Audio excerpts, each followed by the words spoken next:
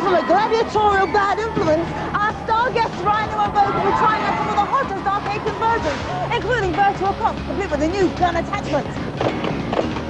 We've got a great build-yourself-a-world kit. With a PC, I think I'd be better off in there. Following up Rhino was not a wise move, Andy. Our main review is over on Thing 2 on the thread. And Violet Berlin gets her hands on a £7 million flight simulator. Careful, Violet!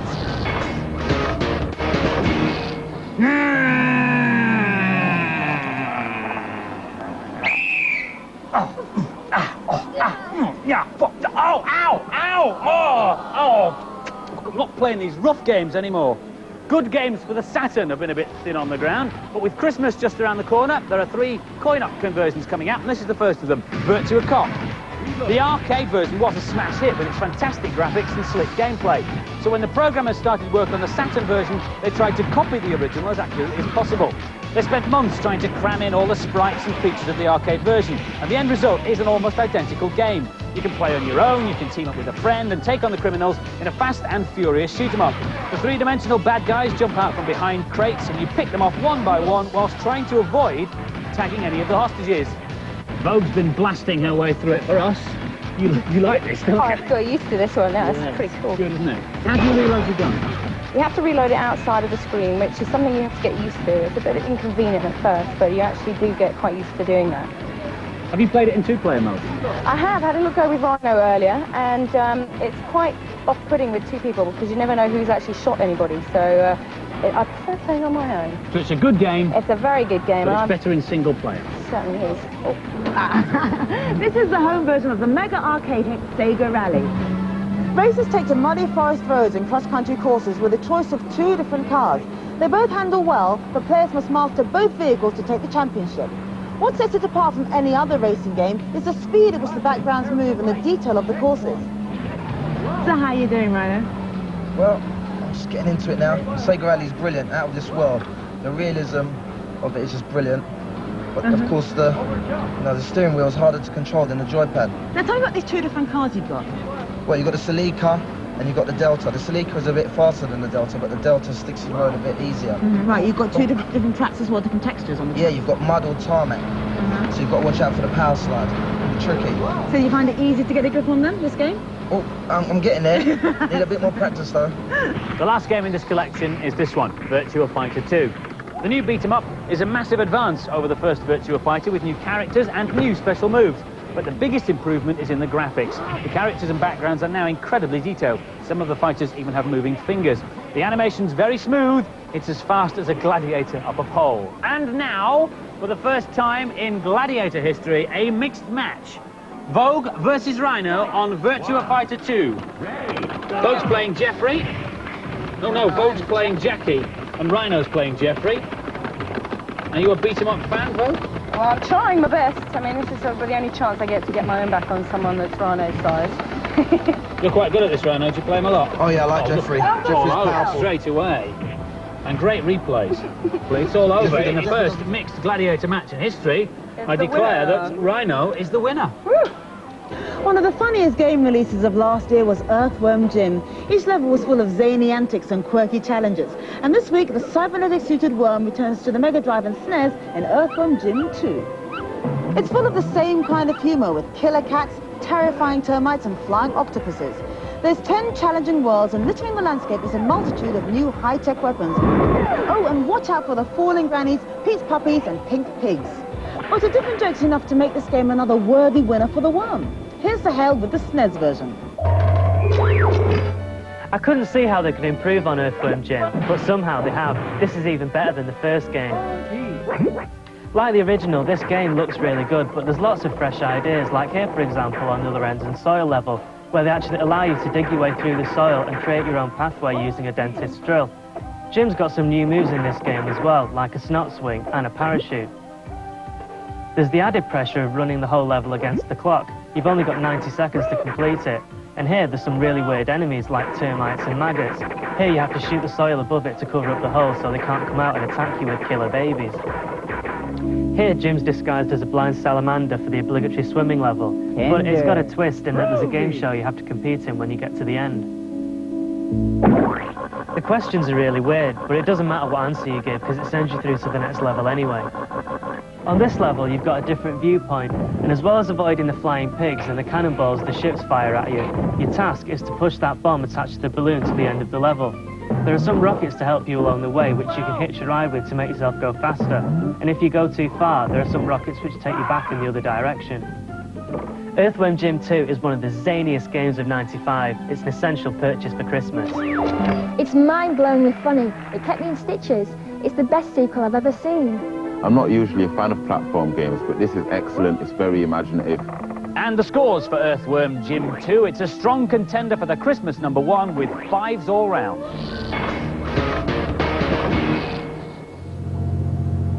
Like the outfit? Pretty cool, huh? I've been lent it by leading air crewman Rob McKee, who's also asked me to take part in a naval training exercise. Thanks, Rob. That's okay. Ah, no!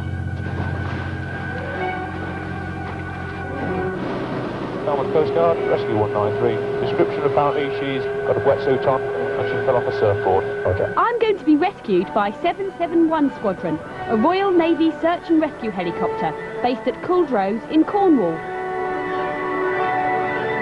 I got a visual. Exercises like this are important, but they're only part of crew training. Pilots have to learn to fly in a variety of different weather conditions, because in a real rescue, they might have to go out in high winds, rain or fog. But unfortunately, you can't control the weather to fit in with your training exercise. Easy, easy, steady. The Navy also needs to push crews to the limit to see if they make a mistake. But you can't do that out here, because when you're flying just 50 feet above the sea, a mistake can be fatal. Of course, pilots will tell you there's no substitute for flying. To train properly, you have to experience every movement of the machine, every twist and turn in the landscape. So, if you want to train safely on the ground, you have to make pilots believe they're in the air. You need a multi-million-pound Contrick, a Sea King helicopter flight simulator. So, Steve, how realistic is it? It's very realistic. As you can see, it's a real cockpit, real controls, real instruments. It's a real Sea King cockpit you're sitting in now, and it feels very much like the real aircraft when we go flying. OK, let's take her up. OK, fine. The trick works because all your senses are deceived. They even play engine noise over the loudspeakers. All the cockpit controls respond identically to those in a Sea King, and all the instruments give accurate readings. The legs make the cockpit move as the helicopter turns and banks. But what really makes you feel you're in flight is the view from the window. The graphic landscapes are real places. This is the coast of Cornwall, and I was picked up by the real helicopter in the training exercise right out there. The landscape also looks as though it disappears into the distance, and like any good Contrick, it's all done with mirrors. The image is back projected onto this screen, which is above the cockpit. In front of us is a curved mirror, and we're looking at a reflection of the screen above our heads. So, our eyes are actually focusing into the distance. A simple but very effective illusion. Now, if you were to do some more spectacular manoeuvres, the computer wouldn't be able to keep up, would it? It would be all jerky, all the graphics. Watch this, it can. Wow! The legs are hydraulic rams. When the pilot starts a manoeuvre, they jump sharply, but then automatically creep back to a central position. Inside, you don't notice the readjustment, and as soon as the legs are back in the centre position, they're ready to move off on the next stomach-churning turn. I feel sick. Of course, the simulator's much too valuable to let anyone have a go, but I told them I'd put in a few hours on Wing Commander 3. Now it's my turn. Here's my mission. This has got to be the most expensive video game I've ever played. Now that's the oil platform I'm supposed to land on. That's it, just the left-hand side, see the two masts, you want to go to the left-hand mast. We're going a little bit fast, so just pull back with your right hand, very gently. Yeah, okay. A little bit left. Up, up. Raise your hand, just a little bit. That's enough, that's enough. Okay, down, left hand. Violet Berlin flying like she drives. Apparently, the helicopter crew were winding Violet up before they wound her up. They were telling her there was a shark alert, and if she saw one, she should pop it on the nose. She's so gullible. But now it's time for this week's news and previews. One of the best-looking new PlayStation shoot-'em-ups is an update of the coin-op classic Commando. In Lone Soldier, you play a fearless, muscle-bound mercenary who must fight his way through an entire army in order to kill a corrupt dictator. The game features a variety of missions set in spectacular 3D landscapes and lots of wanton destruction. Lone Soldier will be out next month. The classic Amiga shoot-'em-up Z-Wolf has spawned a sequel. Z-Wolf 2 Wild Justice places you again in control of a futuristic helicopter with orders to wipe out the nasty Ecliptico Corporation. There are 4 new vehicles to control, varied missions to accomplish, and an open 3D game environment to explore and destroy at leisure. Z-Wolf 2 is compatible with all Amigas with 1 meg or above, and it will be out soon. There are lots of pinball games around at the moment, and one of the most realistic is Pro Pinball.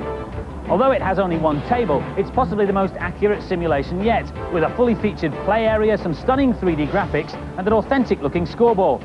Pro Pinball will be out on PC CD-ROM at the end of this month, with a PlayStation version to follow. And now for some more of this week's games releases, reviewed by our expert panel. Super Skid Marks is not what you think. It's a multiplayer racing game for the Mega Drive. Your car skid and slide around 24 different tracks, making delicate control a must. Although your competitors' vehicles always look the same, you can choose to race in 6 different cars, from humble minis and monster trucks to a Formula 1 racer. But driving the cows is utter madness. Here's Lisa. This is a cross between Micro Machines and Off-Road Racer, and I love both those games, but somehow it's not quite as good. You can choose to play on your own against the computer cars or against 3 friends in a 4-way split screen, but it's really difficult to see what's going on. A great tactic is to bash into cars and knock them out of the way. It takes a while to master the handling of the car. You have to skid round the track rather than drive. Even with the addition of amusing vehicles like the cows, there's still nothing special about the gameplay. Even though the graphics are very basic, it's still a real laugh, especially in multiplayer mode. I found this game really annoying, because if you make one mistake, there's no way of catching up again. And the scores for Super Skid Marks, an average 3 from the boys, a hard-to-control 2 from the girls. Warhawk is a futuristic flight simulator for the PlayStation, but don't panic, the emphasis is on fast arcade action rather than boring realism. In your high-tech aircraft, you must destroy tanks, planes and gun emplacements before launching an assault on the statutory end-of-level fortress. Here's Adam. This is a new style of game for the PlayStation, and it's fast and full of action.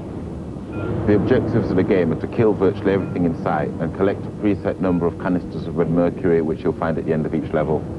You get a range of weapons to attack the enemy with, such as rockets, swarmers and plasma cannons, but those enemies in the air are much harder hit than those on the ground. You get a variety of views, such as looking out the window, and external views, which do actually help you play the game and don't get in the way. This is a good shoot-'em-up, but it is hard and could get very frustrating.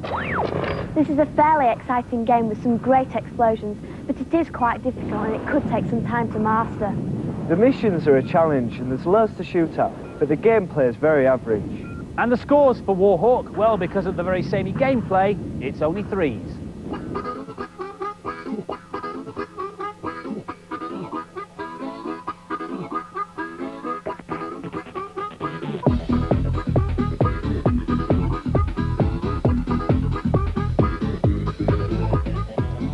Safe. All these scenes were computer generated, of course, but interestingly not on a supercomputer, on an ordinary PC like this, using a really inexpensive bit of software called Simply 3D. It comes with 2 CDs packed full of pre-designed scenes like this one, but you can customize and alter them really easily. For example, if I wanted to move the street lamp a little bit nearer the end of the balcony so I can have some light to work by, dead easy. In the bottom left-hand corner are all the objects that are in this scene. Look, there's the benches and all the other bits and pieces. Down at the bottom here is the street lamp. So I click on the street lamp.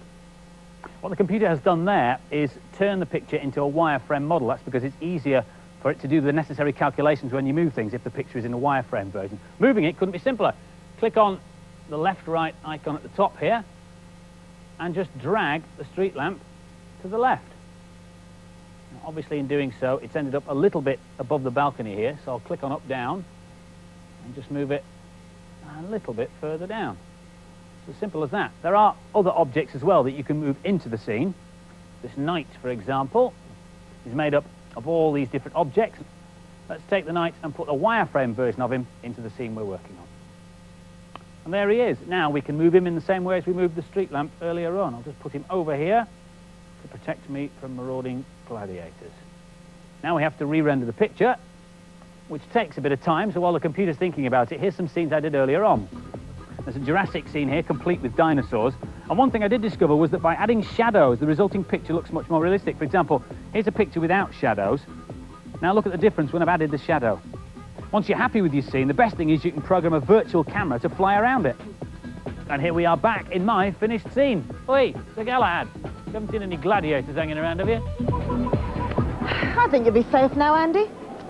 With Christmas coming, it might be easier to persuade your parents to buy you a computer than a console, because there's lots of educational software around. But a console is much cheaper and easier to use.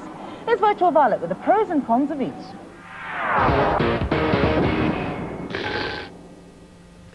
In the red corner, the undisputed number-crunching heavyweight champion of the world, the computer. In the blue corner, weighing in with a significantly lighter price, the inflexible but absolutely dedicated games console. Keep it clean. In the battle of the formats, the PC seems to be striking the most blows at the moment. Despite the new consoles, top forthcoming games, like Heart of Darkness, do seem to be getting a lot of attention. And of course, if you need to be really hip, you've got to get yourself connected to the net. And you need a computer for that, don't you? Well, actually, the consoles are punching back. There's already some kit that allows CDI owners to hook up to the net straight from their joypads. Soon the Saturn's going online, and the PlayStation will certainly follow suit. So, in a year's time, we could be surfing the web straight from our TVs. But not while Bad Influence is on, all right? Just imagine, when your Saturn is hooked up to the net, you could be visiting the Daytona site and playing against other people over the modem. But isn't it going to be a little awkward hooking up to the net with a joypad? They're made for games, not email.